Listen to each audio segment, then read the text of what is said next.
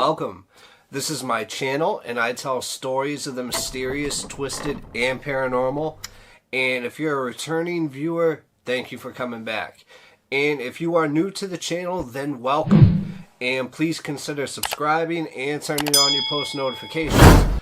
But also get ready, because as of now, we're about to go on a journey, and as we do, we're about to slip into a mind that's not our own.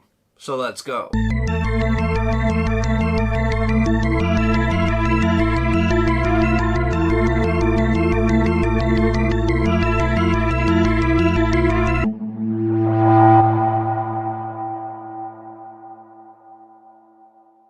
Sometimes the real issue with cold cases is getting the required evidence to prove what everybody already knows. At certain points in a case, the identity of the killer can be clear to all those involved, even the detectives, the press, and the public, victims, and everybody else. However, these suspicions are often hard to prove, and our modern court systems depend on the model of innocent until proven guilty. And that way the case always has to be proven beyond a reasonable doubt, which in most ways is a good thing. But in times like this story, it can really be frustrating. Now sometimes, just sometimes, you're looking for only one piece of evidence, that smoking gun, and sometimes it may seem impossible to find. That is, until you actually do find it. Then there's almost nothing more satisfying. In the case of Minnie and Ed Morin, people suspected that they knew who the killer was for many years, and it took almost 2 decades to prove that beyond a reasonable doubt. Keep listening. Now, this case begins on the 19th of December, 1985 in Chehalis, Washington. And the investigation found that Ed withdrew $8,500, all in $100 bills, that evening, plus he had visited the bank in Chehalis to make his withdrawal. Now, this would be the last time he would ever be seen alive. And the very next day, which was just 5 days before Christmas, the couple's car was found abandoned at a shopping center nearby, and it was covered all in blood, and there are no bodies in it. So from here, an extremely large manhunt took place, and detectives and volunteers scoured the local countryside, searching for any remains or any clues to the whereabouts of the Morins. And almost about a week later, the couple were found, and the bodies were discovered on Christmas Day of all days. And from the evidence that the medical examiners and autopsies were able to gather, it seems that they were each shot in the back while they sat in their car, then were moved. So their bodies were dumped, and the car was moved, and the bodies were found just a short distance away from a logging area near Adna. And as the investigation continued, for many years the key culprit was a guy named Ricky Rife, whom many thought was involved in the killings. But in spite of this wide-held belief, there was no way of putting together a complete case against Ricky, so the murders for now went unpunished. But the family couldn't accept this, so they took it upon themselves to ensure that the case never went too cold. So despite the police all but giving up, the family came together and hired themselves a pair of private investigators. Now, it would take these private investigators about a decade before the killer would be caught. So the tireless work of the private detectives and a number of new witnesses coming forward and giving the evidence about this case was the key. And it is to mention that their witness accounts formed the backbone of a renewed effort to put the right man behind bars.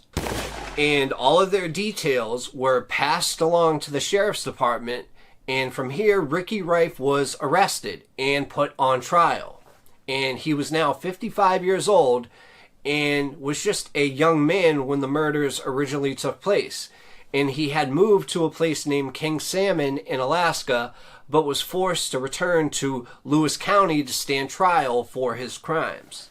And it was at this point that the police finally admitted publicly that Ricky and his brother had been suspects in the crime since the 1990s, but the prosecution team had been unable or unwilling to put a case together. But now, armed with these new witness testimonies, the case was ready to be made. And one of the most important testimonies came from a man who claimed to have seen both of the Rife brothers sitting inside the vehicle that belonged to the Morins in the early morning hours on December 19th, 1985. And there was a discrepancy with this because other eyewitnesses claimed to have seen only one man sitting in the back seat of the car that day, but either way, Ricky was put there.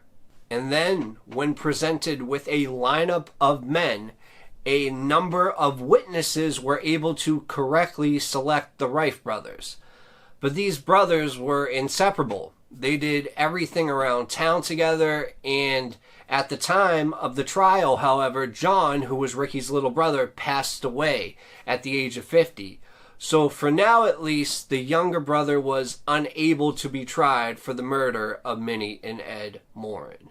Now, this trial was a very short trial, and the jury only took a few hours to reach their decision, and they found Ricky Rife guilty of murder. And for the family of those involved, this came as a huge relief. And the grandchildren of Ed and Minnie stated that it was now possible for people to remember their grandparents as people rather than homicide victims. Minnie and Ed's children, who are both now over 80 years old, sat for the whole trial in the front row watching their parents finally get justice. Now, crazy enough, everybody in town knew that it was Ricky who did this crime, along with his brother. But at the time, there was evidence, but it lacked one final piece of proof, which was, believe it or not, new witness accounts of the crime. And that was able to provide proof beyond a reasonable doubt that Ricky did it. Now, a lot of people were pleased with this verdict, except one man named Sam Groberg, who was a local attorney, and he remarked that the events in the court were appalling, almost like a kangaroo court, and mentioned he had never before seen such a huge difference in the testimony given by witnesses originally and then in their final form. And over time, he suggested their accounts had been changed, allowing Ricky to be convicted, and because of the perceived injustice, he admitted that he was committed to helping Ricky, getting an appeal on his trial, even if Ricky was guilty. Now, it was the belief of some others as well that the court and the trial were not fair on the condemned man. So with so many assuming Ricky to be guilty and such a huge distance between the original events and the final verdict, it seems a little bit suspicious. But now there is a growing number of people that just wonder that these witnesses said something at first, right? And then decade or more later, they changed their story to put Ricky Rife in prison, when you got to understand the whole town thought it was Ricky and his brother. So, I mean, who's to say that people didn't gather in small groups or community centers or whatever they did, and maybe they hatched a plan and said, listen, you testified originally, right? All you have to do is say this. Let's just get him put behind bars. He's causing everybody trouble. He does this to my lawn. He does this. He's annoying. Whatever the case may be, right? Maybe that's what happened. But one thing is for certain, and that's the longer that this case has been going on, the more suspicion it has drawn, which comes to one final question: whether it should really have stayed as a cold case. Thank you for listening to this story. I will be uploading stories 2 to 3 times every week, sometimes with multiple stories in them, and now I am doing shorts. So please, if you enjoyed this, just, take one moment to subscribe and then give this video a thumbs up and share this video with at least one person, maybe everybody you know. Either way, thank you guys so much for watching, and I'll see you next time.